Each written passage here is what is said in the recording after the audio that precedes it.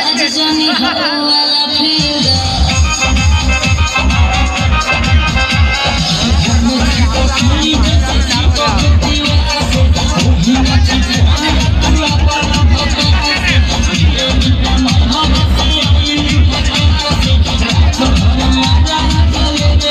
आज भर ढिउदा ढोढ़ी जानी छिउदा मिजाज जानी हो